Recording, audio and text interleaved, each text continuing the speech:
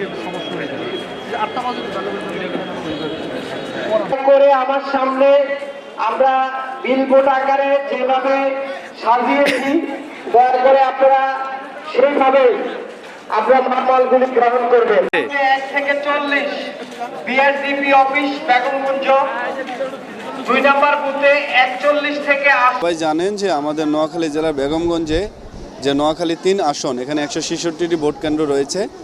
আপনারা সবাই জানেন আমরা 166টি ভোট কেন্দ্রে অলরেডি সিসিটিভি ক্যামেরা আওতায় এনেছি। আমাদের প্রতিটি কেন্দ্রে হচ্ছে 13 জন আনসার সদস্য থাকবেন, 2 জন পুলিশ সদস্য থাকবেন, এছাড়া গ্রাম পুলিশ মোতায়েন থাকবে। আর আজকে প্রিজাইডিং, সহকারী প্রিজাইডিং, পোলিং সহ কেন্দ্রে মোতায়েনকৃত সকল সদস্য তারা আজকে কেন্দ্রে অবস্থান করবে। এখান থেকে আমাদের 4টি বুথে নির্বাচনী মালামাল বিতরণ করা হচ্ছে। নির্বাচন মালামালগুলো আশা করি আগামী 1-2 ঘন্টার মধ্যে এখানে বিতরণ শেষ হবে, এরপরে সবাই কেন্দ্রে চলে যাবে। সার্বিক অবস্থা হচ্ছে আমাদের এখানে 5 স্তরের নিরাপত্তা রয়েছে। আমাদের এখানে সেনাবাহিনীর মোট 10টি সেকশন, 8টি সেকশন ফিল্ডে মুভ করবে, 2টি সেকশন রিজার্ভ থাকবে। আমাদের বিজিবির সদস্যরা 2টি প্লাটুন নিয়ে থাকবে। আমাদের হচ্ছে র্যাবের 1 প্লাটুন মোতায়েন করা থাকবে।